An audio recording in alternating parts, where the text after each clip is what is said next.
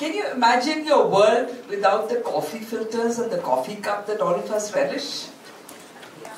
Can all of you bachelors imagine your life without the automatic dishwasher? Can you imagine if you were driving on the road and you got down from the car every time to clean the windshields? Can you imagine Chandrayaan going without the contributions of so many brilliant women? By the way, my friends, all of these that I talked about have been innovations done by women. And we're so proud of these innovations. We can't even imagine life without a lot of these. Right? Is that right? And let me tell you the most important one. Your Wi-Fi, GPS, everything that you cannot live without has also been done by a beautiful actress who did this technology in the World War II to make a contribution to her country for the war. You still ask the question, why women? I can't even imagine. But anyway, since I'm here, I'm going to tell you why women. Okay? Women contribute to economies like never before. The cost of not having women in the workforce is $13 trillion, my friends. Are we willing to lose that? That's a lot of money, right? Whichever way you look at it. We have a situation where the stock prices go up when you have inclusive workplaces. And I've been there for several years and I've actually seen that happen. I've told you about the innovations. Today the world cannot live without innovation. Okay? You can have the brilliant infrastructure, a great workplace, all kinds of things, but you can't move ahead if you're not innovating. And that's where inclusive workplaces score much higher than others. Why are we talking about this though? Seems very natural. But let me tell you some things. Post-COVID, the dark phase that all of us went through, it has widened the gender gap. And it's really, really pathetic for you to see this and know this. 15 plus aged women are the ones who've been impacted the highest because of this COVID. When it came to losing jobs, it was women who lost jobs more than men did. Okay? Seems intuitively something being wrong, right? Let me just tell you how it works. Gender parity is going to worsen by 2030 if you don't do the right things. Okay? So the time for action seems now and not any further. The gender gap in countries is increasing with the per capita income. Just to earn $1.09, there are fewer women who are earning that than men. And just imagine if this trend continues. When I look at the industry scenario, take any industry, you would find that the gender gap is only increasing and not reducing. We seem to be progressing, right? All of us feel that we are progressing. That progress at the cost of this gender gap is going to be very costly for us, my friends. Okay? So what can we do about it? Let's think about that. There are, a lot of studies done by various credible organizations. But there's a framework that really works when it comes on how to bridge this gap. Okay, there are 4 things that we should look at. First is economic participation and opportunity. We definitely need affirmative action. Okay? If it were left the way it is, we should have had a lot more women. Why don't we do that? If we look at our, parliament, our own country's parliament, 10% representation has been towards women. Is that all that the talent that we have with this gender? I shudder to imagine if we continue like this, right? And a lot of people ask this question, why the gender reservation, women reservation bill? That's the answer for you, friends. If it's 10 to 12%, it's just a little change. But we need a lot more. What's the population of women in India? 49%. And what's the representation? That's for us to look at. So economic participation and opportunity is very important, and some affirmative actions have to take place for that. Because if it were left to itself, it wouldn't go where it has to go.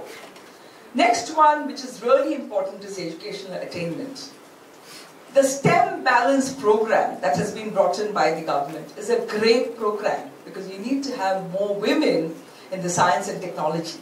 That's where a lot of progress can happen. All the examples I gave you of innovation are great innovation in science and technology, and that's going to be the game changer for our country. Health and survival. More women die because of health issues than men do. More women die because of childbirth and other issues related to health than men ever can imagine, right? We need to invest in this. What kind of facilities are we giving for women at work and 15 years and above is going to be the game changer for us and any country for that matter. Yeah? And finally, political empowerment. Political empowerment is what really matters in a democracy like ours. And I just told you a while ago, a lot of people ask this question, why women reservation? Okay, if you didn't need it, we should have had 49% women in the parliament. Why don't we have them? Why are we looking at 10 and 12% and saying, oh my God, we're doing a lot for women? I think we need to do a lot more than where we are. So what can we do? So what happens? Let me come to my own example. Yeah? I've been in the corporate world for a long time.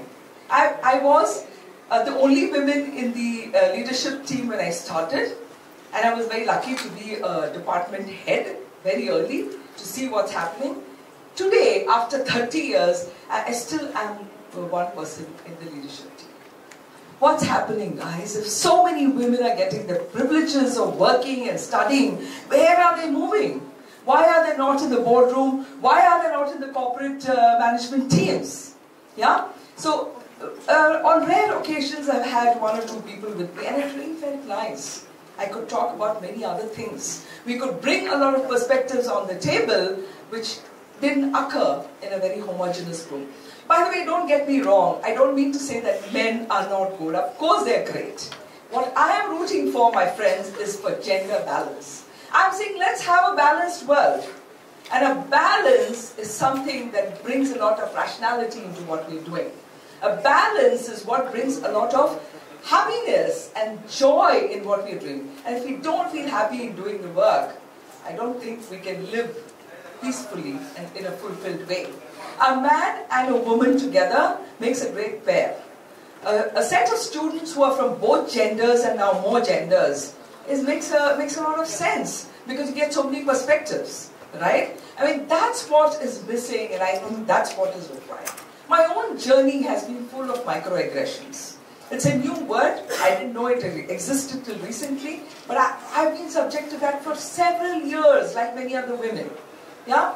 A comment on how you look.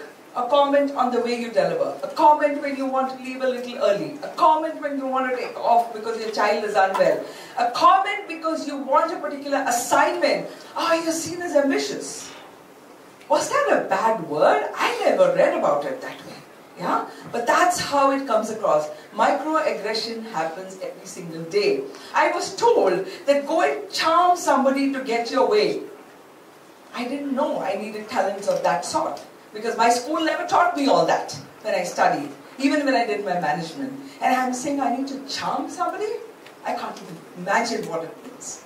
So, folks, what can we do about it? Stereotypes will exist, biases will exist. We need to move on, right? Despite and in spite of everything. What can all of us do? What can you do to this cause? You can express your solidarity through your allyship. Women need allies. Are you willing to be one? What does it mean to be an ally? To offer your hand of support. To not judge. To not indulge in microaggression.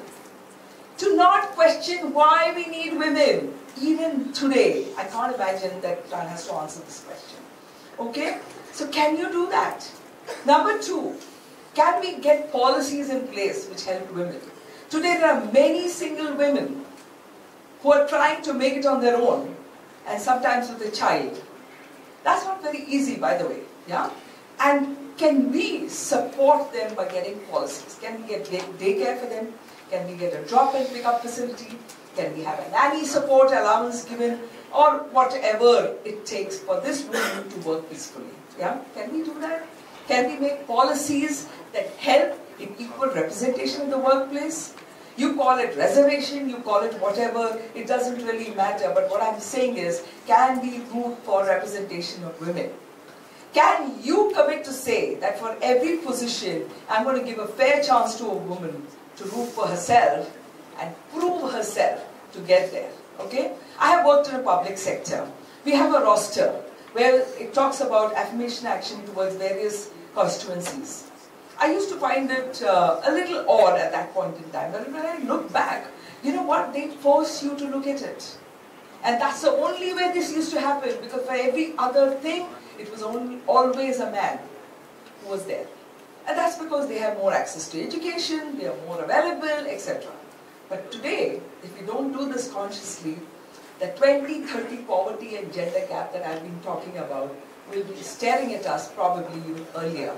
We don't want to see that, right? We need to do something about it, yeah?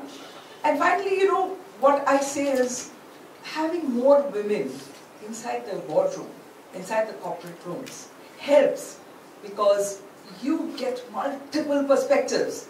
Imagine Chandrayaan being launched by just men. Yeah? Probably it would have been very good, but I'm saying women brought a lot of innovation into the whole process, and I think everybody is acknowledging that. Feel my feeling. I go through a lot of feelings on a daily basis. Can you feel for me? Can you feel the way I feel? That itself is your support and solidarity. And finally, allow me to breathe freely. This oxygen is free for everyone. It's for me as well. Can you do that? I love the theme, you know. The future will be shadowed if we don't do this. But if we do indulge in all of these things, I think we have a great future ahead of us. Thank you so much.